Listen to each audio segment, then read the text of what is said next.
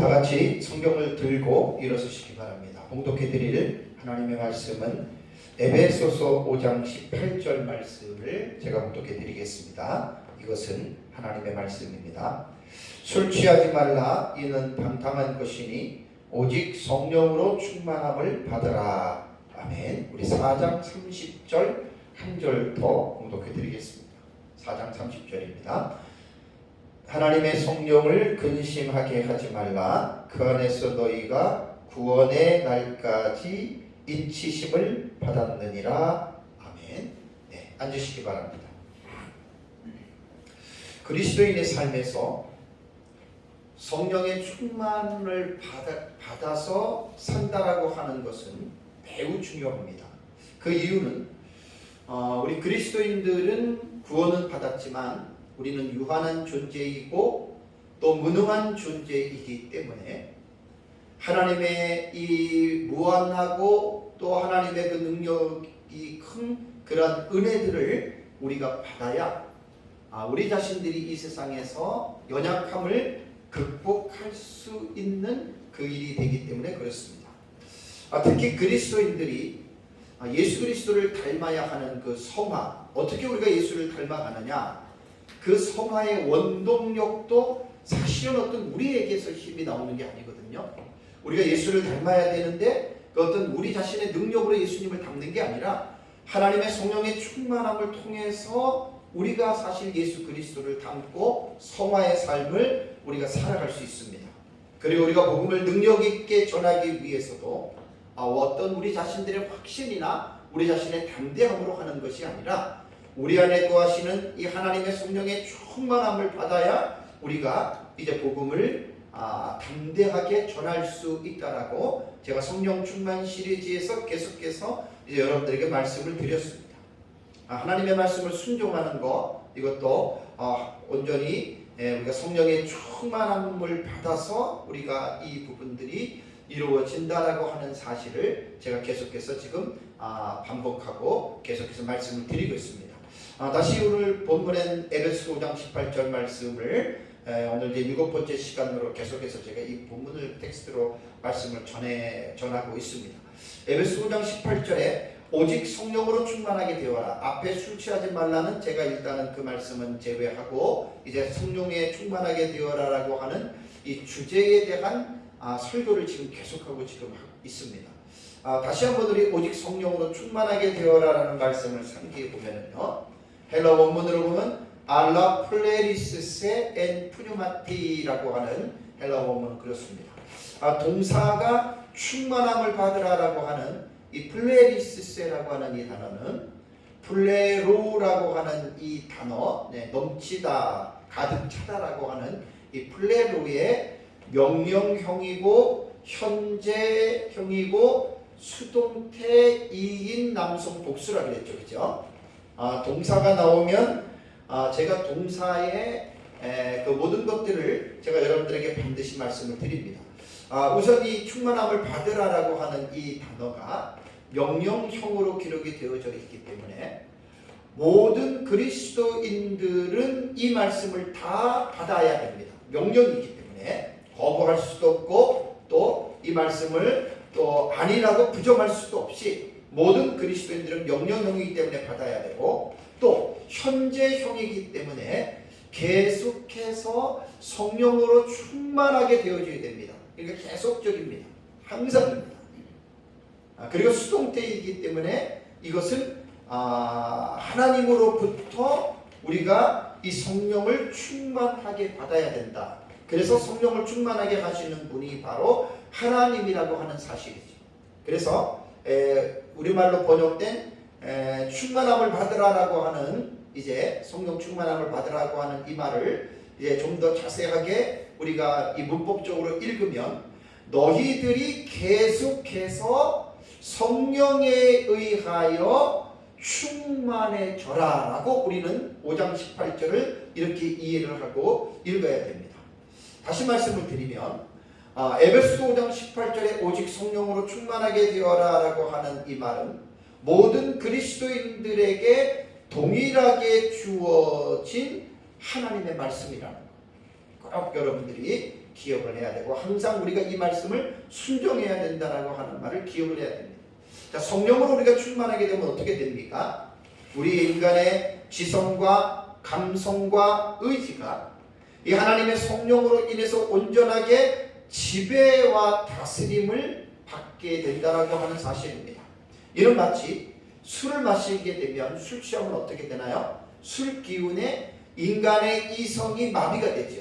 도덕과 윤리적인 판단력과 분별력이 상실이 되고 술에 취해서 그 사람은 상식적으로 이해할 수 없는 해괴망측한 그러한 삶을 행동을 하게 된다라고 하는 말입니다. 마찬가지로 성령에 취하게 되면 성령 하나님에 의해서 그 사람의 지성과 감성과 의지가 다스리고 지배감을 받아서 그 사람이 인간의 힘으로는 감당할 수 없지만 하나님의 성령의 능력으로 하나님의 뜻대로 살아갈 수가 있다라고 하는 사실입니다. 이번 시간에는 제가 서론적으로 그럼 성령은 어떤 분인가에 대해서 좀 잠깐 말씀을 드리려고 합니다. 자, 성령은 성부와 성자로부터 보내심을 받은 삼위의 하나님입니다. 우리가 이제 삼위일체 하나님으로 말을 할 때는 1위가 성부 하나님이고 두 번째 위격이 성자 예수님이고 세 번째 위격이 성령 하나님이라고 여러분 우리는 삼위일체 하나님의 위격을 여러분 우리는 이렇게 부릅니다. 이 성령 하나님은 삼위의 하나님이신데 성령 하나님의 별칭이 있어요. 별칭. 성령 하나님은 우리가 뭐라고 부르냐면 보혜사라고 하는 말 기억나시죠? 보혜사. 보혜사라고 하는 말은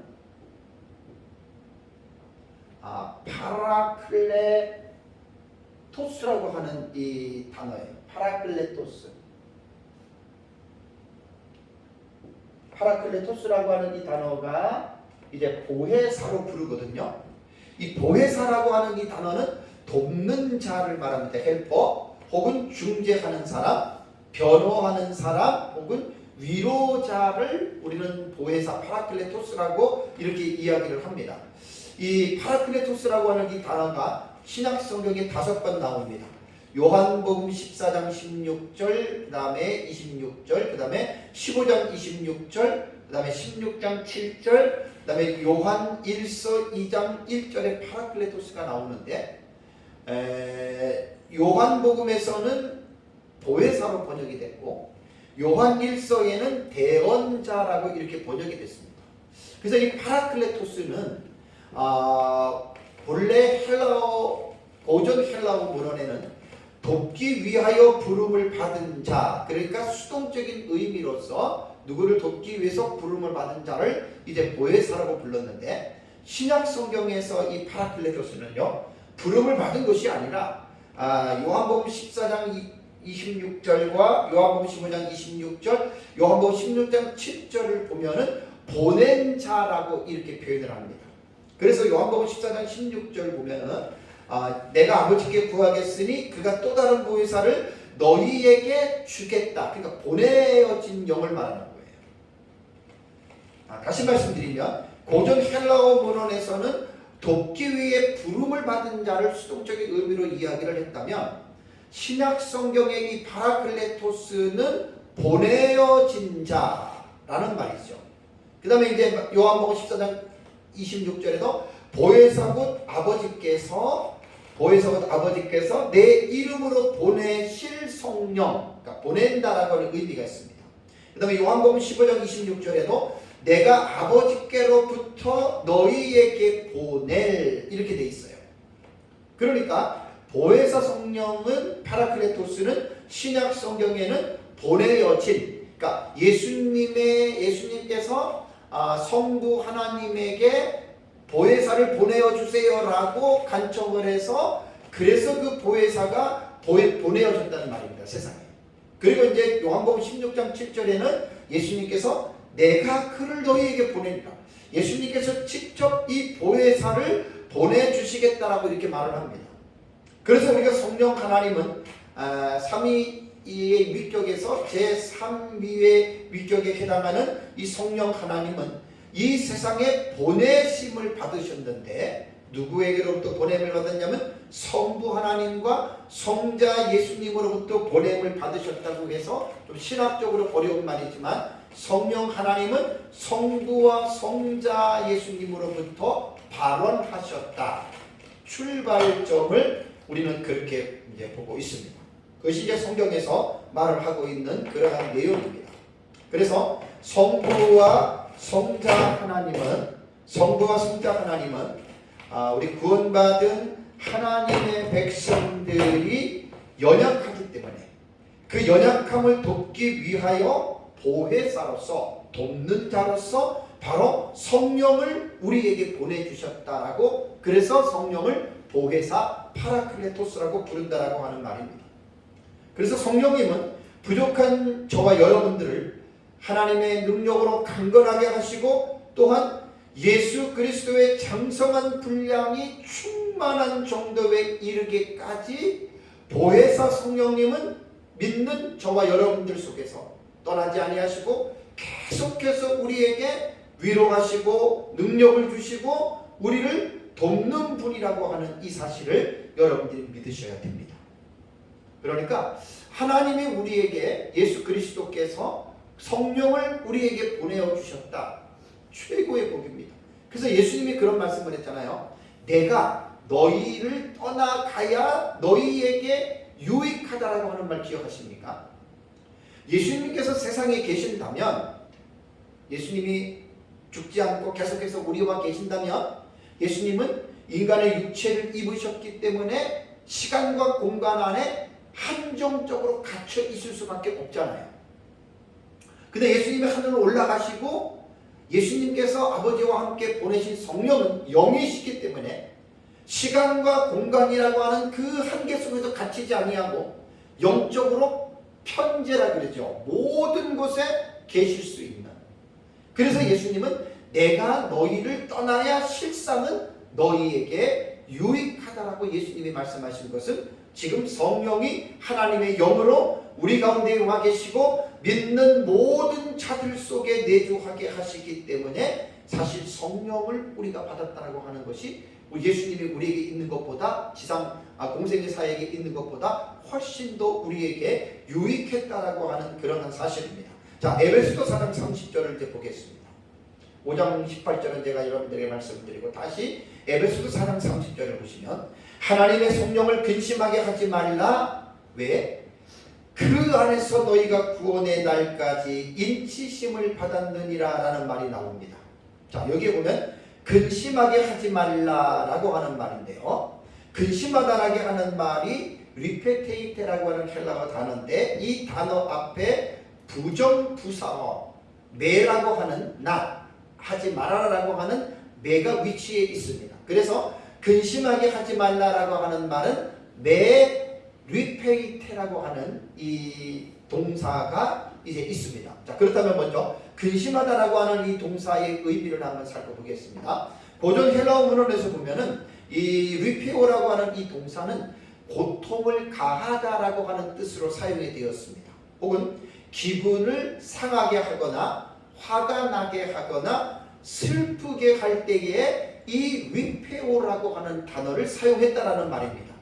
그러니까 하나님의 성령을 근심하게 하지 말라, 리페오하지 말라라고 하는 말인데 근심하게 하다라고 하는 이 리페이테라고 하는 이 동사는요, 리페오라고 하는 이 어근의 이 동사의 명령, 현재, 능동, 이인, 복수입니다. 자, 앞에서 말씀드린 바와 같이 하나님의 성령을 근심하게 하지 말라라고 하는 이 헬라어 구문론으로 볼 때 매가 되고 명령, 현재형이잖아요. 제가 에베소서 설교할 때 지금 4번 정도, 5번 정도 이것을 말씀드린 것으로 기억이 납니다. 매 플러스 명령형이다. 매 플러스 현재 명령형으로 헬라어 구문론에서 기록이 된 것은 지금 하고 있는 그것을 금지하라는 거예요. 그러니까 성령을 근심하게 하게 하는 그 사람들이 지금 성령을 근심하게 하지 말라. 그게 부정어인 매 플러스 명령형으로서 지금 우리가 이 본문을 해석해야 됩니다. 에베소서 4장 25절에서도요. 4장 25절에도 거짓을 말하는 28절 도둑질하는 자는 다시 도둑질하지 말아라. 이것은 매 플러스 현재 명령법이라고 그랬죠. 그러니까 도둑질을 하고 있는 그 사람은 지금 그것을 금지하라는 겁니다. 마찬가지입니다. 하나님의 성령을 근심하게 하고 있는 그 사람은 그 하나님의 성령을 근심하게 있는 것을 하지 말아라라고 하는 이러한 차원에서 여러분 우리가 말씀을 이해해야 됩니다. 자, 성령 하나님은 인격적인 하나님입니다. 인격을 갖고 계시기 때문에 구원받은 인격적으로 존재함을 받은 성도들 속에 이 성령님이 안에 내주하십니다. 그래서 성령 하나님은 그리스도인들의 마음 안에서 가만히 계시는 분이 아니세요. 그 인격적인 살아계신 하나님이시기 때문에 성령님은 우리 안에서 우리의 지성과 감성과 의지를 통해서 지금 성령 하나님은 교제하고 계신다. 그래서 우리의 지성과 감성과 의지를 성령님은 인도하시고 주관하시고 간섭하고 계신다라고 하는 것들을 여러분 꼭 기억을 하셔야 됩니다. 때로는 이 성령님이 우리가 잘못할 때 죄를 지을 때 죄를 짓는 사람을 성령 하나님이 책망하기도 하시죠. 그래서 구원받은 성도들은 우리 안에 거하시는 이 성령의 인도를 잘 분별해서 혹여라도 내 안에 계시는 성령을 근심하게 하는 일을 우리가 하지 말아야 됩니다. 성령을 화나게 하거나 슬프게 하거나 성령을 근심하게 하는 일을 우리는 하지 말아야 된다라고 하십니다. 왜 그렇죠? 왜 우리가 우리 안에 거하시는 성령을 우리가 근심하게 하지 말아야 합니까? 왜 화나게 하거나 왜 내 안에 계시는 성령을 슬프게 하지 말아야 합니까? 그 이유는 지금 제가 주제 설교를 하고 있는 성령 충만해질 수가 없기 때문이에요. 우리 안에 계시는 하나님의 성령을 우리가 자꾸만 슬프게 하고 화나게 하고 우리 안에 계시는 인격적인 성령님을 우리가 근심하게 하면 그 사람은 성령으로 충만해질 수가 없습니다. 성령으로 충만해질 수 없으면 우리 자신이 손해이고 또 하나님의 명령을 불순종하는 죄를 짓기 때문에 하나님의 성령으로 충만해지려면 우리 안에 계시는 하나님의 성령을 근심하게 해서는 안 된다라고 하는 말입니다. 그렇다면 성령이 우리 안에 언제 어떻게 들어오셨을까? 자, 여기에 보면 구속의 날까지 인치심을 받았다라는 말이 나오죠. 30절의 후반부에 여기에 보면은 그 에스프라스케테라고 하는 이 단어가 인치심을 받았다라고 하는 단어거든요. 이 단어는 스파라기조에서 나온 이 단어인데 스파라기조에서 이제 그 변형이 된 단어인데요. 이것을 분해를 하면 파싱을 하면 이제 직설법 과거 수동 이인 복수입니다. 자, 성령의 너희가 구속의 날까지 인치심을 받았다라고 하는 말은요. 왜 여기서 동사가 나오면 우리가 동사를 자세하게 살펴봐야 되냐면 직설법 과거니까 직설법에서는 제가 시제가 통한다 그랬죠. 그죠? 과거, 현재, 미래 시상을 해석을 해야 됩니다. 그런데 직설법이라 하더라도 과거형이 나오면 대부분 학자들이 부정시상으로 본다 그랬죠. 부정시상은 뭐예요? 부정시상은 영어로 아우리스트라 그랬죠. 이 아우리스트의 해석은 단회적이 아니면 단호함으로 해석을 해야 되기 때문에 제가 부정시상이 나오면 꼭 여러분들에게 말씀을 드리는 거예요. 여기서는 하나님의 구원의 날까지 너희가 인치심을 받았다라고 할 때 이것을 부정시상으로 여러분 읽는다면 단회적으로 봐야 되겠습니까? 단호함으로 봐야 되겠습니까? 문맥을 보면 단회적입니다. 그러니까 우리가 예수님을 믿고 구원을 받을 때 성령으로 딱 인치심을 받잖아요. 이게 단회적이에요. 구원을 받을 때 우리가 회개하고 회심하고 예수 그리스도를 영접하고 우리가 정말 믿음과 칭의와 양자를 받았다면 이것은 부정시상으로 표현을 한 거예요. 단회적입니다. 단회적. 우리가 성령을 받고 우리가 회심하고 구원을 받은 것을 매일 계속 반복하는 게 아니에요. 단회적으로 우리가 믿을 때에 성령을 받은 거예요. 그래서 여기에서 에스프라기세테라고 하는 이 스프라기조의 직설법 과거 수동은 우리가 단회적으로 읽어야 됩니다. 그래서 수동태이기 때문에 인간이 내가 원하고 또 인간의 어떤 능력으로 성령의 인침을 받은 게 아니라는 거예요. 이것도 성령 충만해져라도 수동태라 그랬잖아요. 그러니까 이것은 인간이 자의적으로 할 수 있고 인간이 노력해서 할 수 있는 것이 아닌 하나님의 성령에 의해서 이것이 주어져야 되는 거예요. 그러니까 성령의 인치심을 받는 것도 수동태이기 때문에 이것은 사람의 힘으로 되는 일이 아니라고 하는 것입니다. 그래서 여기서 스프라기조라고 하는 말은 인친다, 동인하다라고 하는 말로서 하나님의 자신의 소유를 나타내실 때에 하나님께서 성령으로 이렇게 인을 치셨다 라고 우리에게 이제 표현하고 있다라고 하는 단어입니다. 그런데 이 스프라기조가 인치심을 받았다라고 하는 이 단어가요, 문자적인 의미로 사용된 경우는 거의 드물어요. 대부분 신약 성경에 보면 비유적으로 사용이 됐습니다. 이 스프라기조가 요한계시록이 되게 많이 나와요. 근데 이게 다 거의다가 비유적으로 사용을 했습니다. 그래서 에베소서 4장 30절에 의하면 그 안에서 너희가 구원의 날까지 성령의 인치심을 받았다라고 하는 말은 하나님께서 구원받은 자들을 하나님의 자신의 소유로서 인을 치시고 표시하기 위하기 위해서 하나님께서 이제 이렇게 인을 치셨다라고 하는 것으로 여러분들이 생각을 해야 됩니다. 자, 거듭난 성도들은 구원받은 자기 마음 안에 내주하고 계시는 이 성령이 언제까지 그러면 계실 것인가? 여기 보면 구속의 날이 이를 때까지, 구속의 날까지 인치심을 받았다 그랬잖아요.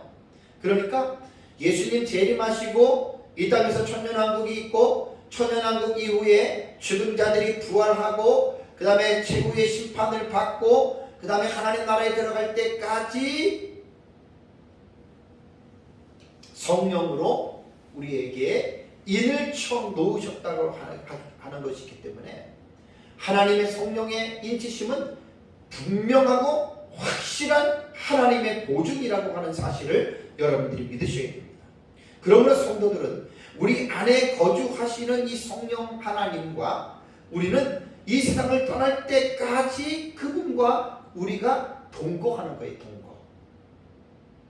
그 성령님과 우리는 함께 살아가는 거예요. 성령님과 함께 살아가는데 여러분 어떻게 살아야 되겠습니까? 불편하게 살아야 되겠습니까? 아니면 행복하게 살아야 하겠습니까? 말 하나 말하죠.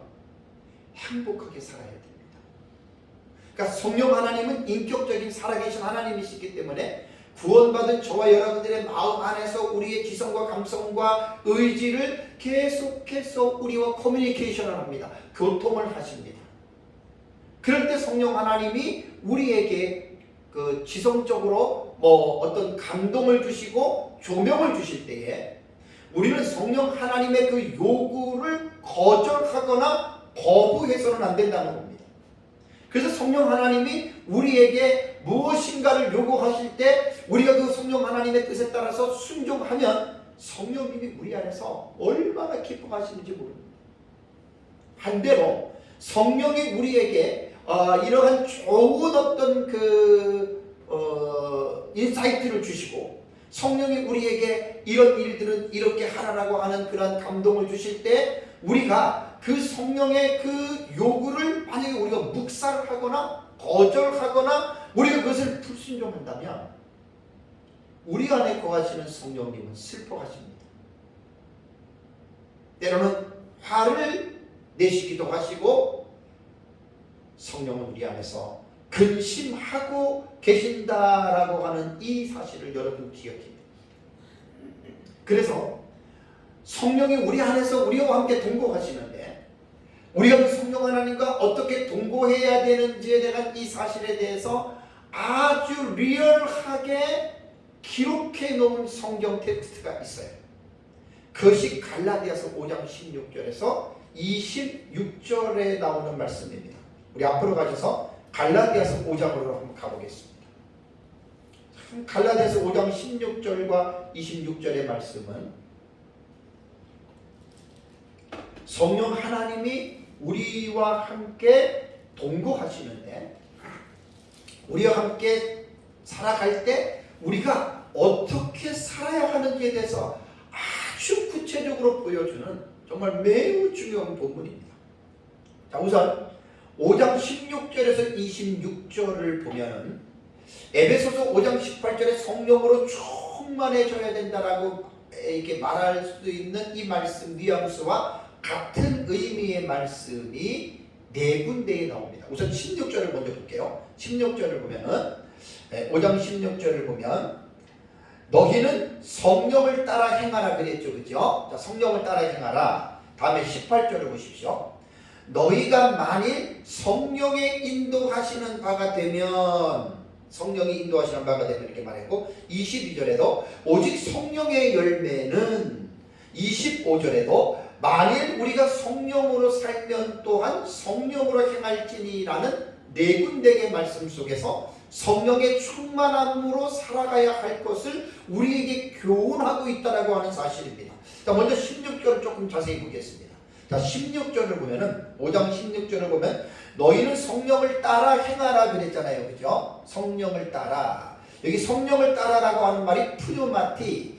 에베소 5장 18절의 단어와 똑같습니다. 푸뉴마티. 역격입니다. 역격. 이 명사 여기 보면 성령을 따라라고 하는 이것이 이제 역격으로 되어 있습니다. 명사 역격 중성 단수입니다. 자, 그러니까 역격의 해석은 제가 그 in the spirit 아니면 by the spirit으로 해석하라 그랬죠. 그러니까 뭐 성령 안에서도 되고 이것은 성령에 의해서도 됩니다. 그러니까 성령을 따라서다 이렇게 해석이 되는데 이 16절에 너희는 성령을 따라서 행하라라고 하는 말을 6개의 번역 성경을 가지고 제가 말씀을 드리겠습니다.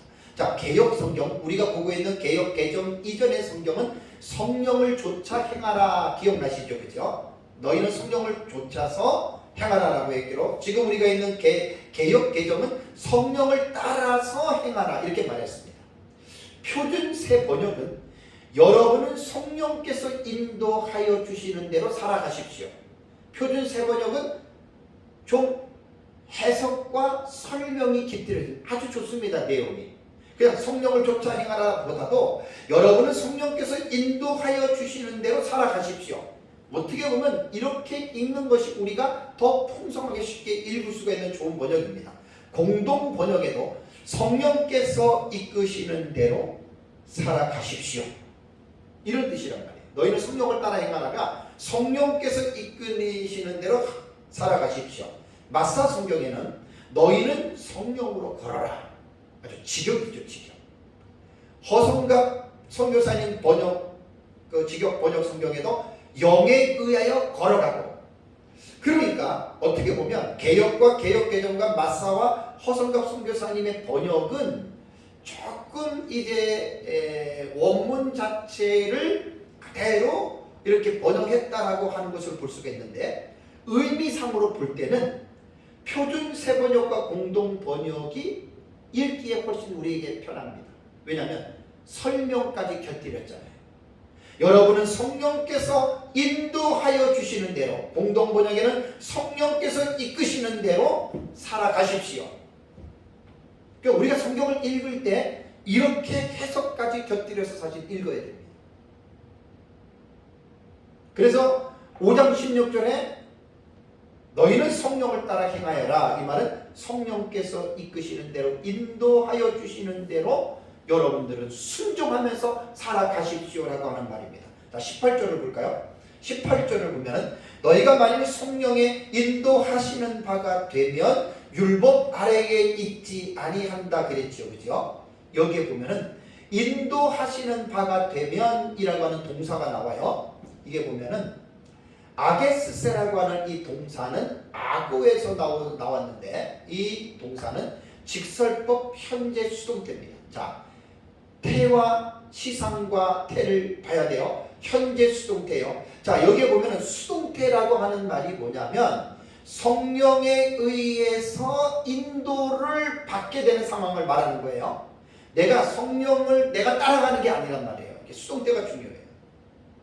그러니까 에베소서 5장 18절에도 오직 너희는 성령으로 충만하게 되어져라 수동태죠. 똑같은 거예요. 그러니까 성령에 의하여 인도함을 받게 되면 이렇게 봐야 되는 거예요. 그런데 우리말 성경에는 인도하시는 바가 되면 수동적인 의미가 있습니다. 그래서 마사 성경은 성령께서 인도함을 받아치면 이게 더 세련된 표현은 아니지만 더 구체적인 표현이잖아요. 그렇죠? 수동태니까 인도함을 받아치면 허성갑 선교사님의 직역 성경에도 성령에 의하여 인도를 받으면 누가? 우리가 수동태란 말이에요.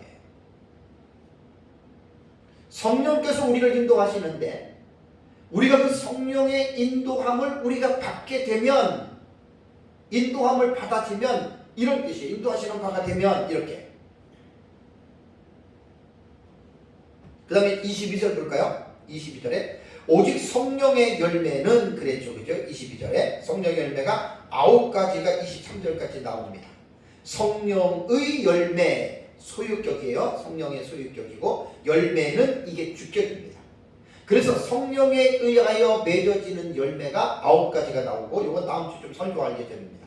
다음에 25절 볼까요? 25절을 보면은 만일 우리가 성령으로 살면 또한 성령으로 행할지니 지금 네 군데의 이 본문을 제가 말씀드린 것은 뭐냐면 갈라디아서 5장 16절에서 26절에 있는 이 본문 안에서 성령으로 충만하게 살아야 할 것을 지금 교훈하고 있다라고 하는 말입니다.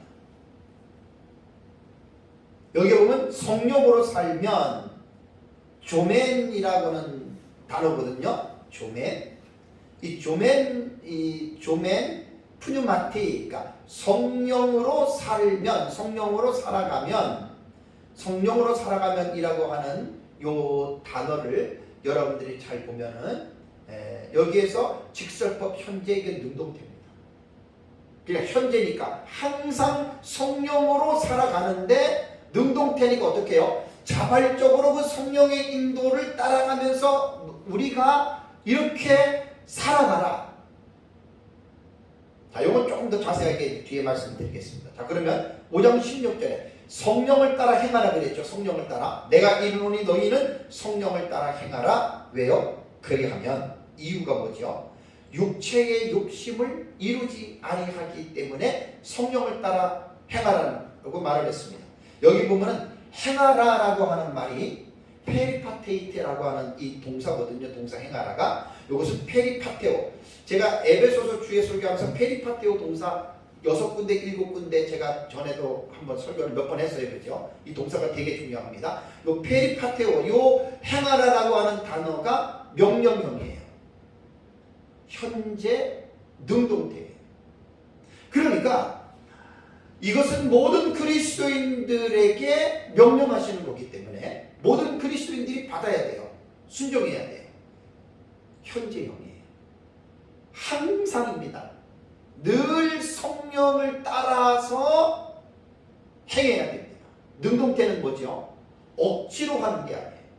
자발적으로 스스로 우러나오는 마음에서 우리는 성령이 우리 안에서 인도하시고 성령이 우리 안에서 조명하시고 성령이 우리 안에서 말씀하실 때에 우리는 자발적으로 그 성령의 인도를 따라가는 거예요. 억지로 따라가지 말고 투덜대면서 성령의 뜻에 순종하지 말고 능동태니까 자발적으로 너희들이 행하라라고 하는 말은 살아가라라고 하는 말입니다. 명령형이기 때문에 누구도 예외 없고 능동태이기 때문에 스스로 현재형이기 때문에 항상 그렇게 하라. 자, 그렇다면 에베소서 5장 18절에 플레리스세는 여기는 수동태라 그랬고, 지금 이 5장 그 16절에는 능동태입니다. 왜 차이가 날까요? 의미는 똑같아요. 왜 똑같은 줄 아세요? 능동태와 수동태의 차이는 주어의 역할에 따라서 다 다른 거예요.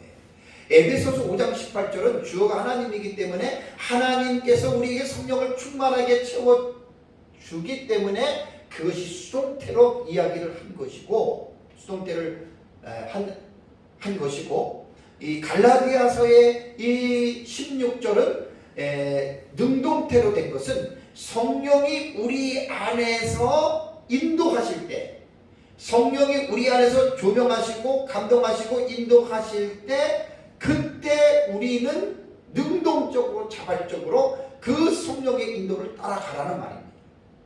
그러니까 에베소서 5장 18절의 수동태와 갈라디아서 5장 16절의 능동태는 연관 상관관계가 있습니다. 수동태로서 하나님이 우리에게 충만해라 라고 명령을 했는데, 이것이 우리 안에서 성령님이 역사하실 때 우리는 그 성령의 인도를 잘 깨닫고 분별하고 우리 자신들이 자발적으로 능동적으로 이것을 따라가라. 두 가지를 같이 이렇게 봐야 됩니다. 두 가지.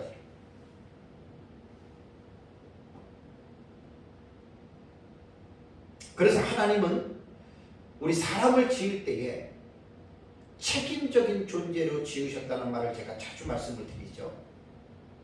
하나님은 인간을 지을 때 책임적인 존재로 지으셨습니다. 자유의지를 부여하셨고, 우리가 이렇게 하든 저렇게 하든 우리가 선택을 할 수 있도록 하나님은 모든 사람들을 인격적으로 지으셨습니다. 그렇기 때문에 내가 이렇게 하든 저렇게 하든 거기에 대한 책임은 그 의지를 행사하는 나에게 하나님의 책임을 묻는다라고 하는 것. 이거 여러분들이 잊어버리시면 안 됩니다. 자, 다음에 이제 어디를 보냐면 17절을 볼까요? 17절을 보면은 육체의 소욕은 성령을 거스리고 성령은 육체를 거스리나니 이 둘이 서로 대적함으로 너희가 원하는 것을 하지 못하게 하려 함이라라는 말이 나옵니다. 참 이 말씀을 잘 생각해 보면 저는 그림이 이렇게 보여져요. 육체의 소욕이 있고 성령의 소욕이 있어요. 근데 이 육체의 소욕과 성령의 소욕은 서로 거스린다. 이 거스린다라고 하는 말을 마사 성경 같은 경우에는 대적한다 혹은 대항한다라고 말을 했습니다. 그러니까 우리 안에 구원받은 자들 속에는 육체의 이 소욕도 있고 성령의 소욕도 있는데 이 두 가지가 같은 종류가 아니에요. 정반대가 반대적인 성향을 가지고 있는 이러한 성향입니다. 여기에 육체라고 하는 이 말은 사르크스라고 하는 단어거든요. 여기 육체라고 하는 이 단어는 인간의 살과 뼈를 말하기도 하지만 이 사르크스라고 하는 이 단어는 육체만을 의미하지 않고 타락한 인간의 본성에서 나오는 죄악된 인간의 성품을 말할 때에도 이 사르크스를 씁니다. 그러나 헬라어의 또 다른 단어 중에 하나인 소마라고 하는 단어가 있어요. 이 단어의 의미를 잘 기억해야 됩니다.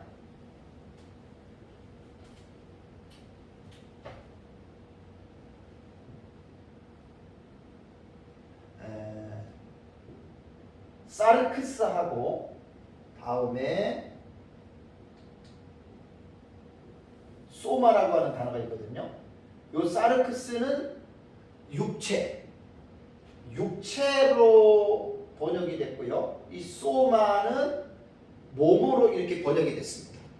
그러니까 사르크스에는 육체라고 하는 말은 뼈와 살도 들어가지만 조금 전에 말씀드린 대로 인간의 죄악된 성품까지 이 사르크스는 포함을 해요. 그러니까 오늘 이 본문에서는 육체의 소욕이라고 말을 할 때는 몸과 뼈, 살 이것을 말하기보다는 인간의 죄악된 본성을 말하는 거예요. 죄악된 본성.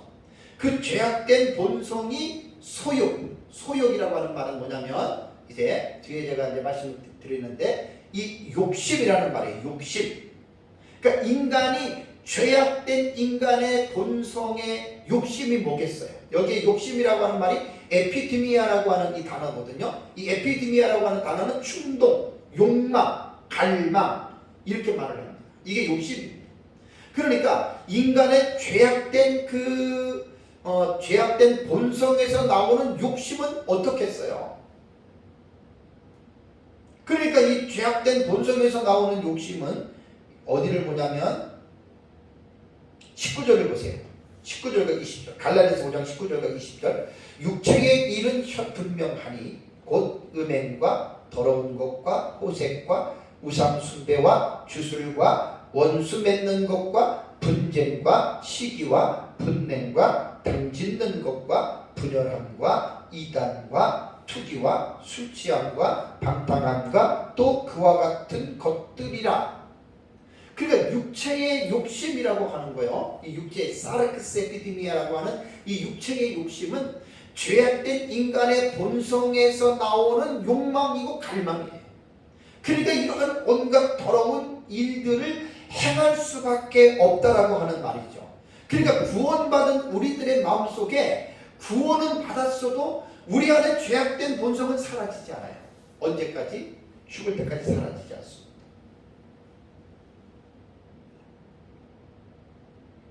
구원은 받았어도 우리 안에 이런 육체의 욕심이 있다는 거예요. 그러나 구원을 받았는데 우리 안에 어떤 변화가 나타났죠? 성령이 우리 안에 내재하시죠. 그러면 성령의 이 갈망도 있단 말이에요. 에피디미아. 성령의 갈망도 있는 거예요. 그럼 성령의 갈망은 뭘까? 22절 볼까요? 23절. 오직 성령의 열매는 사랑과 희락과 화평과 오래 참음과 자비와 양성과 충성과 온유와 절제니 이 같은 것을 금지할 법이 없느니라.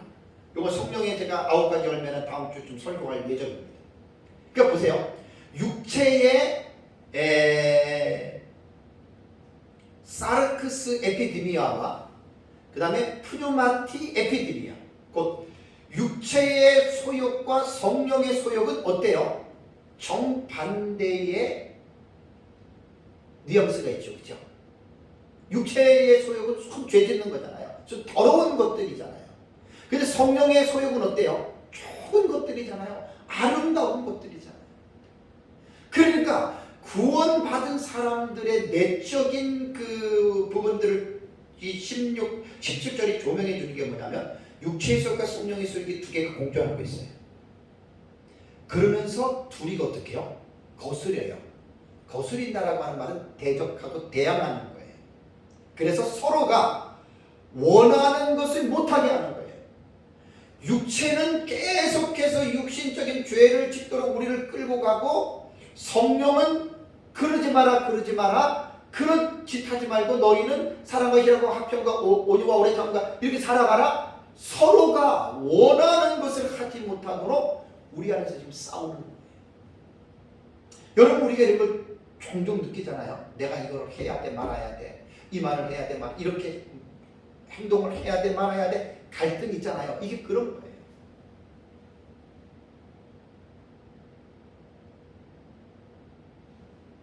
육체의 소욕과 성령은 서로가 거스리고 대적하는 관계입니다. 대적하는.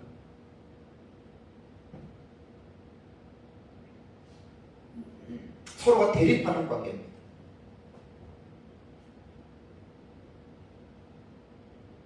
그래서 5장 16절을 다시 가서 보세요. 내가 이르노니 너희는 뭘 따라 행하라? 성령을 따라 행하라. 성령을 따라 행하라. 그러니까 육체의 소욕도 우리 안에서 우리를 부추기고, 성령의 소욕도 우리 안에서 부추기고, 둘의 세력이 항상 갈등의 세력. 육체의 소욕은 술을 마셔라. 성령의 소욕은 마시지 말아라. 육체의 소욕은 저 사람을 미워해라, 욕해라. 성령의 소욕은 하지 말고 용서하고 사랑해라.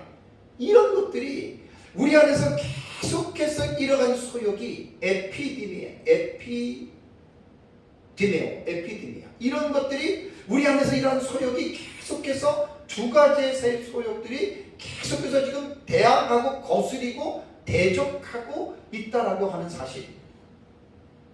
바울은 뭘 우리에게 요구할까요? 18절을 볼까요? 자, 18절을 보면 너희가 만일 성령의 인도하시는 바가 되면, 아까 인도하시는 바에 대해서 수동 때 말씀드렸어요. 너희가 만일 가정법으로 사용할 거예요. 만일 성령의 인도하시는 바가 되면 율법 아래에 있지 아니하리라 라고 말을 했습니다. 아까 여기 보면 인도하시는 바가 되면 아게스세, 악어의 수동태라고 했습니다. 직접부 현재입니다. 인도함을 받아지면, 아까 인도함을 받으면, 마사성경 제가 여러분들에게 말씀을 드렸습니다. 성령의 인도함을 받으면 율법 아래 있지 아니한다. 자, 현재 수동태로 읽어야 돼요. 동사는 이렇게만 분해만 해놓고 넘어가면 안 돼요. 그 분해한 대로 읽어보세요. 자, 현재 수동태로 읽으면 이런 뜻입니다. 만일 너희들이 항상 성령에 의하여 인도함을 받는다면, 이렇게 읽는 거예요.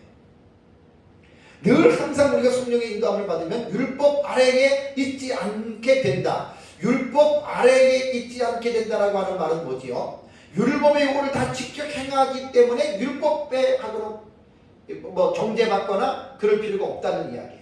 자, 여러분 보세요. 원수가 나타났어요. 좀 미워해요. 원망이에요. 증오해요. 근데 성령이 우리에게 스데반이나 예수님의 사랑과, 제가 2주 전에 설교했잖아요. 용서한 것처럼 성령으로 충만하게 되면 어떻게 해요? 그들을 미워하거나 증오심이 떠나가고 용서하고 사랑하게 되죠. 그죠? 자, 이렇게 성령의 인도하시는 바가 되면 이것이 한두 가지의 사건이 아니라 우리의 모든 삶의 모든 환경에서 이러한 육체의 소욕이 우리를 끌어가고, 육체의 소욕이 우리를 그렇게 죄를 짓고 더럽게 살려고 끌어갈 때 우리가 항상 성령에 의해서 인도함을 받는다면, 항상 성령의 소욕에 인도함을 받고 우리가 순종한다면 율법 아래 있을 필요가 없는 거예요. 그래서 제가 성령 충만은 모든 신앙생활의 성공이다. 그래서 제가 그 말씀을 드립니다. 너무 중요한 말입니다.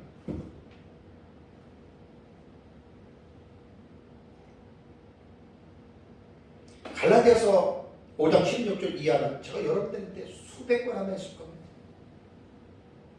25년, 고향 31년째 목회하면서 이거 수백 번 했습니다. 수백 번. 눈으로 보이잖아요. 그죠? 육체의 소욕과 성령의 소욕이 서로 거스리고 대적하고 하지 못하게 하는데 그 우리의 삶 속에 다 눈 감고서 보이잖아요. 여러분. 아유, 저걸 그냥 막 그 육체의 소욕이, 근데 한쪽에는 성령의 소욕은 야, 네가 참 용서해라, 사랑해라. 우리의 삶이 어떻게 보면 갈등의 구조 속에서 사는 거예요. 우리가. 그 갈등 속에서 저와 여러분들이 어느 쪽을 선택하느냐. 그래서 갈라디아서 본문에는 너희는 성령을 따라서 생활하라. 너희가 만약 성령의 인도하시는 바가 되면 너희는 율법 아래에 있지 않는다. 사실 여러분, 육체의 소욕, 육체의 디자이어거든요. 이 욕망, 이거는요, 구원받았다면 못 받은 겁니다. 24절을 볼까요? 24절에 아주 중요한 말이 나옵니다. 그리스도의 예수의 사람들은 뭐라고 했죠? 육체와 함께 그 정욕과 탐심을 십자가에 못 박았느니라. 그러니까 우리가 예수를 믿었다면 예수 믿기 이전의 그 사람, 그것이 에베소서에는 4장에 뭐라고 했어요? 옛사람. 그 옛사람이, 우리가 예수를 믿었다면 그 믿는 순간에 그 정욕과 탐심, 옛사람을 육체와 함께 못 박은 거예요. 이게 사실 되게 중요한 말이거든요. 우리가 구원 받아놓고 하나님의 자녀가 되어놓고 자꾸만 옛사람의 행실로 돌아가서 옛사람이 했던 행위를 우리가 계속하는 바보 같은 사람들도 많아요. 그것은 왜 그러냐면 이 의미를 모르기 때문에 그래요.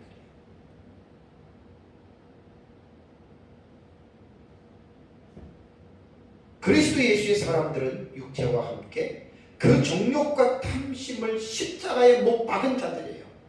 못 박은 우리의 죄성을 자꾸만 끌어내려오지 마시라는 이야기예요.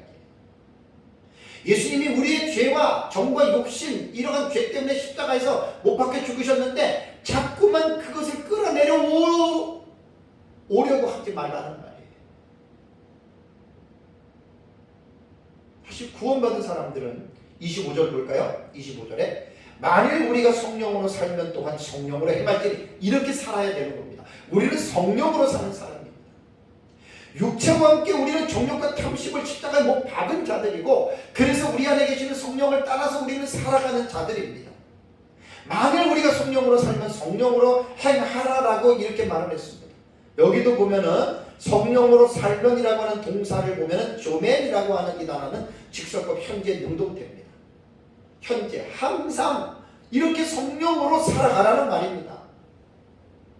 능동태니까 억지로 하는 것이 아니라 자발적으로 스스로 우러나오는 가운데에 성령으로 살아가라는 말입니다. 저도 그렇고 여러분들도 그렇고 우리가 성령을 따라서 행하는 삶을 부담을 갖거나 억지로 이렇게 갖지 말라는 이야기예요. 여러분 남을 미워해 보십시오. 죄이지 않습니까? 나에게 미워하는 대상이 나타났어요. 미워하면 죄예요. 그래서 성령이 우리에게 미워하지 말고 그를 용서하고 사랑하라 그래요. 그러면 억지로 우리가 용서하고 억지로 사랑합니까?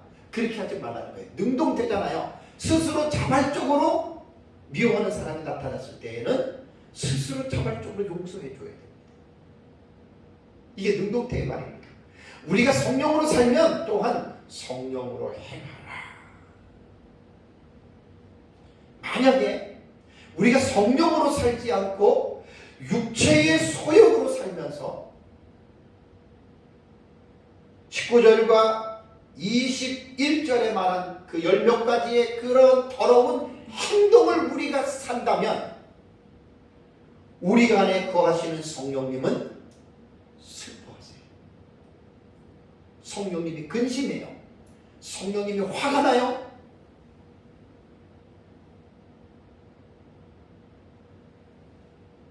그래서 에베소서 4장 30절에는 하나님의 성령을 근심하게 하지 말아라라고 우리에게 명령을 합니다. 성령은 우리 안에 계세요. 믿는 자들 마음 안에 계세요. 그분은 성령님의 뜻을 온전히 그리스도인들이 순종하기로 해요. 그게 순종하면 충만이잖아요. 그래서 성령 충만하게 여러분 살아가라고 여러분 우리가 말씀을 계속해서 지금 공부를 하는 것입니다. 우리는 어떠한 모양이라도 성령을 근심하게 하거나 슬퍼하게 하거나 화나게 해서는 안 됩니다. 왜냐하면 우리는 구속의 날까지 인치심을 약속의 성령으로 인치심을 받았기 때문에 직설법 과거 수동태라고 했어요. 아우리스트예요. 단회적으로 우리는 믿는 순간에 성령의 인침을 받고 그 인침을 받는 순간부터 지금까지 성령은 우리 안에서 우리를 떠나지 않습니다. 우리가 성령을 무시하고 내 마음대로 내 뜻대로 내 고집대로 죄를 지면 내 안에 계시는 성령님은 근심하신다 그 말입니다. 우리는 이 말씀을 오늘 기억하셔야 됩니다. 여러 가지 말씀이 아니라 딱 하나의 의미입니다. 내 안에 살아계시는 나를 도와주기 위해서 성령은 오셨습니다. 나를 괴롭히려고 온 게 아닙니다. 성령은 보혜사로서 파라클레토스 보혜사로서 저와 여러분들이 연약한 우리를 도와주고 온전하게 살아가게 하기 위하여 보혜사 파라클레토스는 우리에게 오신 성령 하나님이라는 말이에요. 근데 그분과의 아름다운 동행을 해야 되지 않겠습니까? 성령과 동거할 때 아름다운 동행을 해야 되지 않겠습니까? 성령께서 우리에게 지성을 통해서 말씀하시고 감정을 통해서 또 말씀하시고 의지를 통해서 우리에게 말씀하실 때 우리가 기쁨과 즐거움으로 성령을 따라서 여러분 우리는 순종하셔야 됩니다. 억지가 아닙니다. 능동적입니다. 능동태입니다.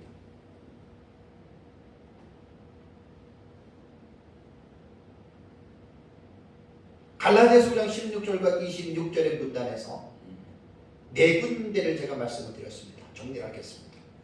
5장 16절에 너희는 성령을 따라 행하라. 충만하게 살아가라. 18절에도 너희가 만일 성령이 인도하시는 바가 되면 이것도 성령 충만하게 살아가라고 하는 교훈을 담고 있습니다. 22절에도 오직 성령의 열매는 성령으로 충만하면 이런 열매를 맺으면서 산다는 거죠. 25절에도 만일 우리가 성령으로 살면 또한 성령으로 행할지니.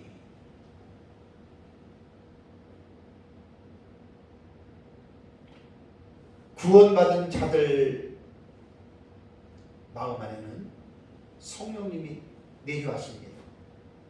그건 에베소서 1장에도 보면은 그 13절에 그 안에서 너희도 진리의 말씀 곧 너희의 구원의 복음을 듣고 그 안에서 또한 믿어 약속의 성령으로 인치심을 받았느니라. 이게 스프라 기준이에요. 4장 30절에도 하나님의 성령을 근심하게 하지 말라. 그 안에서 너희가 구원의 날까지 인치심을, 똑같은 성령의 인치심입니다. 그러니까 믿을 때에 우리는 성령에 의하여 인치심을 받은 자들이에요. 그러면 성령님과 함께 살아가는 거거든요. 우리가 성령님과 함께 우리가 살아간다면 그분과 함께 우리가 동거를 하는데 불편한 동거를 하면 되겠습니까?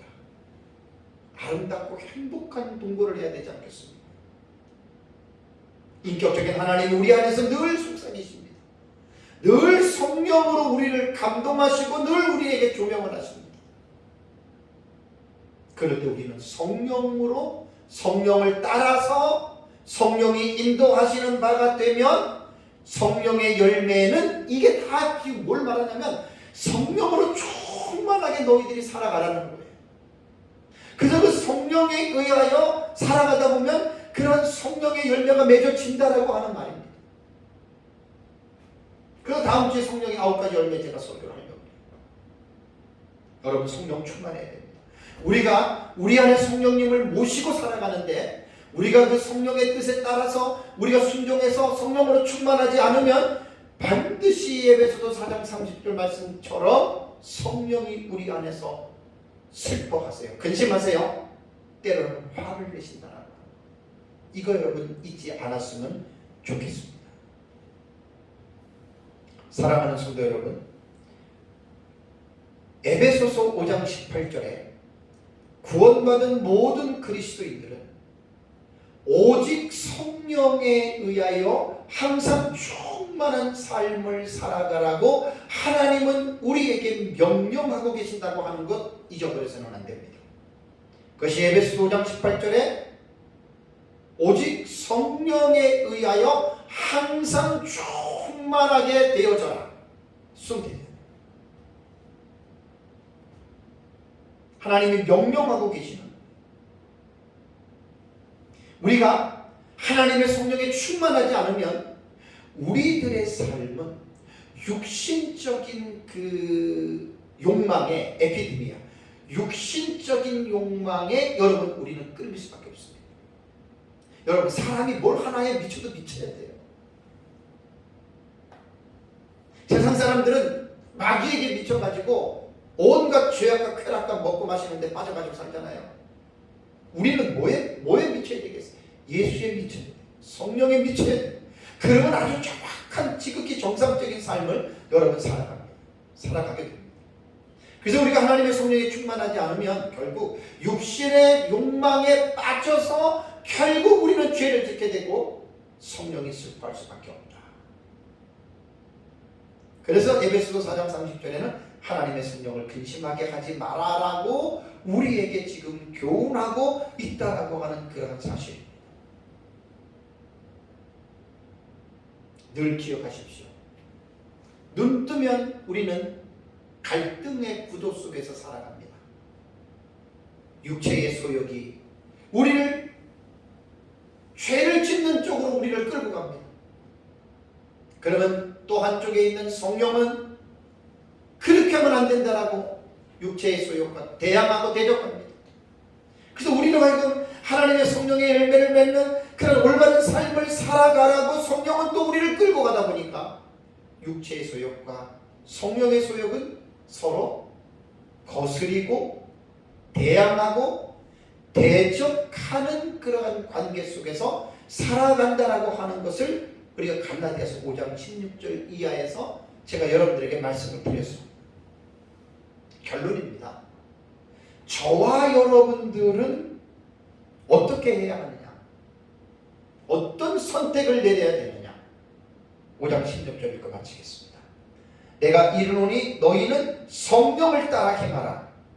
그리하면 육체의 욕심을 이루지 아니하리라라는 말을 꼭 기억하시고 성령의 인도를 받고 또 성령으로 행하는 이러한 복된 삶을 살아가시기를 주님의 이름으로 축복합니다. 우리 다 같이 기도하겠습니다.